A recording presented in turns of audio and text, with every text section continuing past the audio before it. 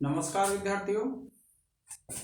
आज हम पढ़ रहे हैं संस्कृत ग्रामर में स्त्री प्रत्यय का एक सूत्र है, न क्रोडादि बहुवचः। कौन सा है? न क्रोडादि बहुवचः। देखिए, ये जो आपने सूत्र पढ़ा, कौन सा? स्वांगाचोपसर्जनात् असंयोगापदात्। ये जो सूत्र है इसका एक तरह से निषेध करने वाला है यह सूत्र है। अब इसमें हमने एक कल्याणी क्रोड़ा कल पढ़ लिया था, इससे पहले लेक्चर में। अब पढ़ेंगे हम सुजघना।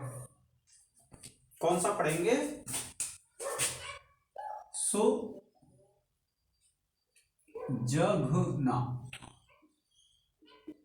सुजघना का अर्थ आप जानते हैं, अच्छे जांघों वाली।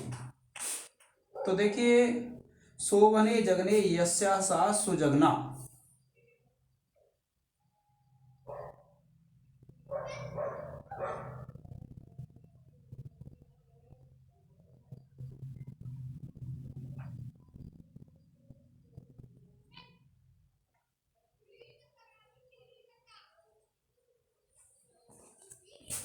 क्या है? शोभने जघने यस्याः सा, अर्थात जिसकी सुंदर जघनों वाली स्त्री। कैसी स्त्री? सुंदर जघन वाली स्त्री। जघन आप जानते हैं, जगहों को कहते हैं। अब देखिए, जगन जो है, जंघाएं जो होती हैं वो कितनी होती हैं? दो होती हैं विद्यार्थियों।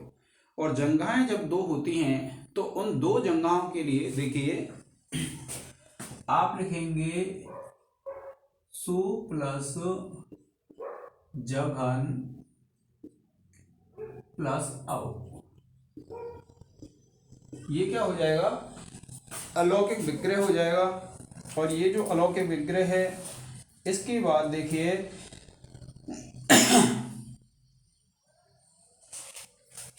इसका करेंगे हम समास। कौन सा समास होगा? बहुव्रीहि समास। आप लिखेंगे अनेकम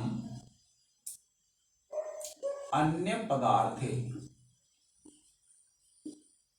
सूत्र से बहुव्रीहि समास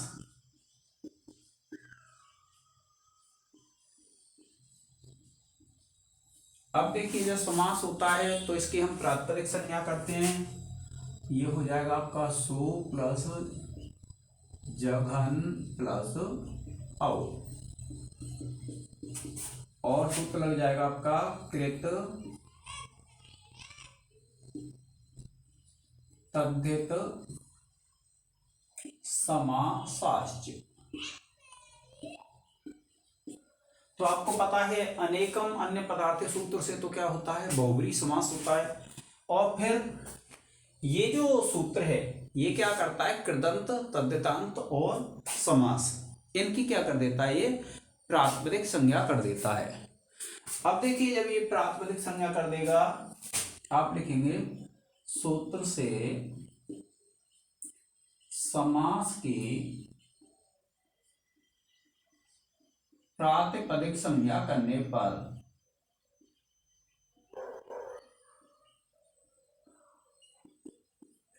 अब देखिए, जब प्रातिपदिक संज्ञा हो जाएगी तब आप क्या करेंगे कि प्रातिपदिक के जो सुप हैं, और सुप क्या है इसमें? ये ओ, तो इसका लोप हो जाएगा। आप लिखेंगे सु प्लस जघन, और आपके पास सूत्र है विद्यार्थियों, सुपो धातु प्रातिपदिकयोः।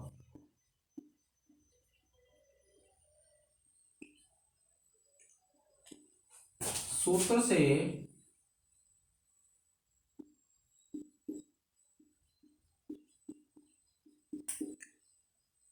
प्रातिपदिक के सुप औ का लोप करने पर। अब देखिए, आपको पता है कि इसकी हम उपसर्जन संज्ञा करते हैं समास में और उपसर्जन का पूर्व निपात करते हैं।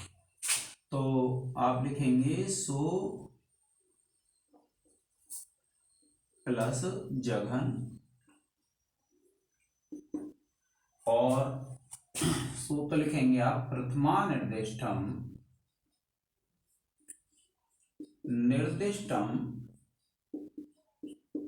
समास उपसर्जनम।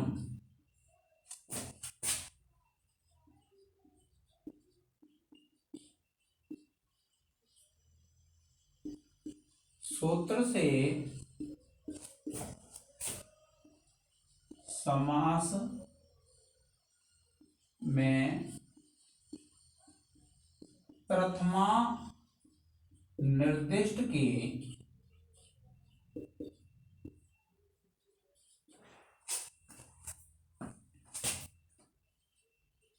उपसर्जन संज्ञा। अब देखिए, जब उपसर्जन संज्ञा हो जाती है तब आप क्या करते हैं, आप उपसर्जन संज्ञा का कर देते हैं पूर्व निपात। सूत्र लिख देंगे आप उपसर्जनम पूर्वम। सूत्र से उपसर्जन संज्ञक का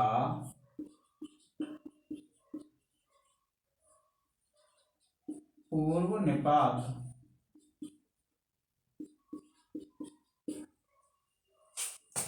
अब देखिए, पूर्व निपात हो गया, ये हमारे पास बचेगा सोजघना। अब ये जो सोजघना है, इसमें आपको क्या करना है,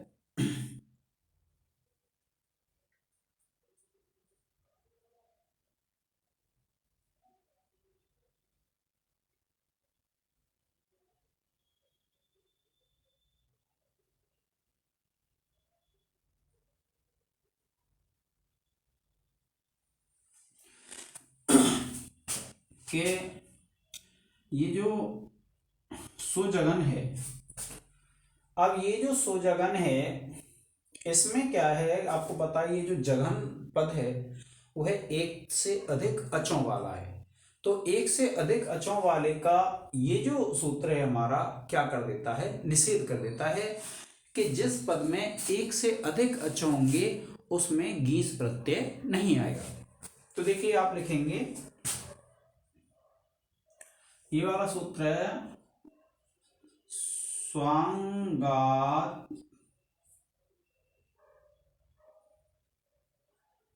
चोपसर्जनात्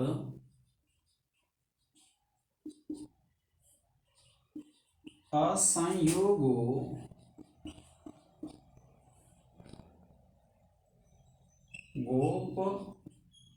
गोपधात्। सूत्र से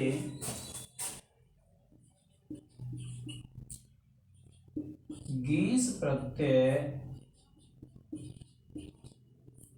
प्राप्त था, किंतु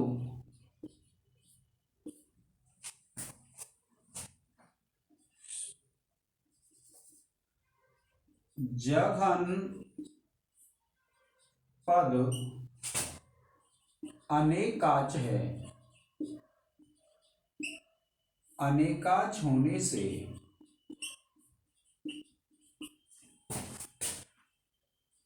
न क्रोडादि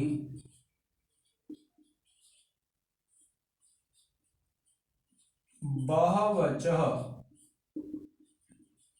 सूत्र से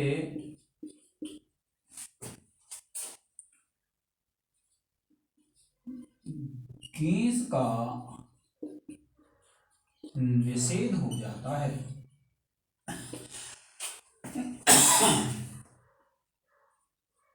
निषेध हो जाता है।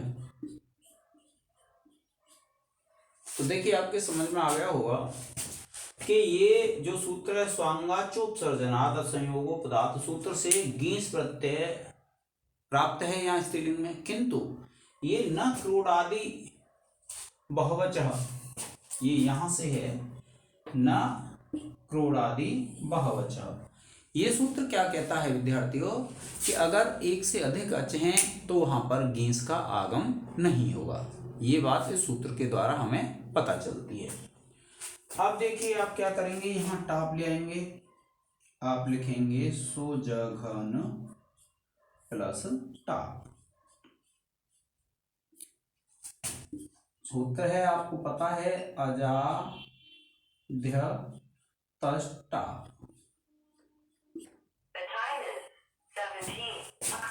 सूत्र से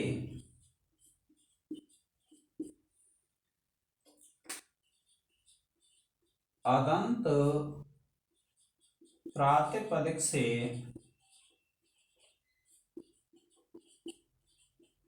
स्त्रीत्व में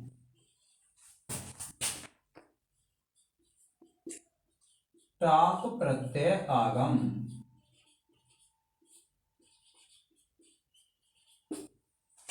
अब देखिए टाप आ जाता है तो ये अंतिम हल पा है और इसमें टा है, तो आप इसका लोप कर देंगे सुजघन और प्लस बच जाएगा टाप का आ।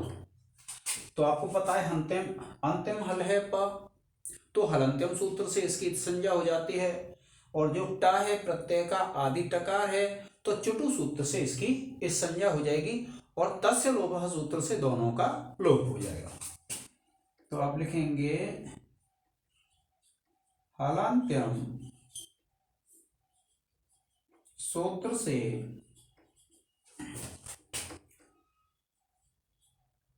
टाप के प्रकार की इस संज्ञा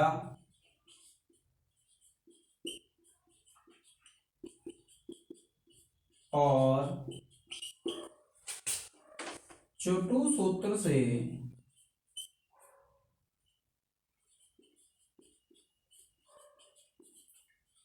टाप के टकार की इत संज्ञा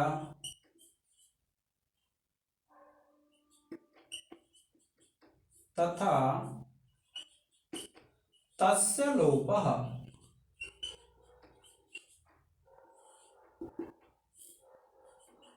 सूत्र से इत संज्ञक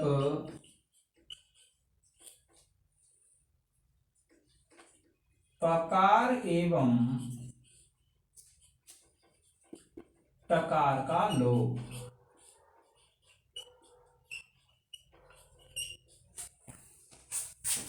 और देखिए पकार और टकार का लोप हो गया, यहाँ आ है और यहाँ आ है, सवर्ण दीर्घ हो जाएगा। आपको पता है सूत्र अकः सवर्णे दीर्घ। तो आप लिखेंगे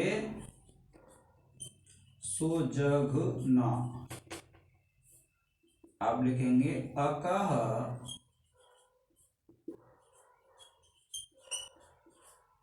सवर्णे दीर्घ सूत्र से पूर्व अकार एवं पर आकार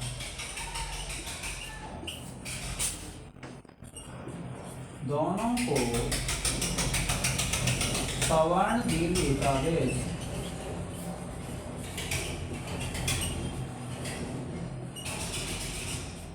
अब देखिए सवर्ण दीर्घ एकादेश हो जाएगा, फिर आप विभक्ति कार्य कर लेंगे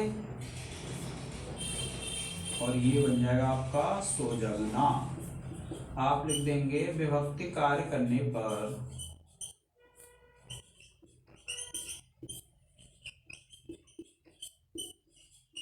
रूप सिद्ध। अब देखिए विभक्ति कार्य में क्या है, आपको पता है जब हम विभक्ति कार्य करते हैं तो विद्यार्थियों विभक्ति कार्य का तात्पर्य है कि हम सु लाएंगे और सु को फिर जो सा बचेगा उसका हलंग्या बभ्यो दीर्घा सुते से अप्रक्तम हल, इस सूत्र से क्या कर देंगे, लोप कर देंगे। और जब हम इसका लोप कर देंगे तो हमारी विभक्ति कार्य होकर के सिद्धि पूर्ण हो जाएगी।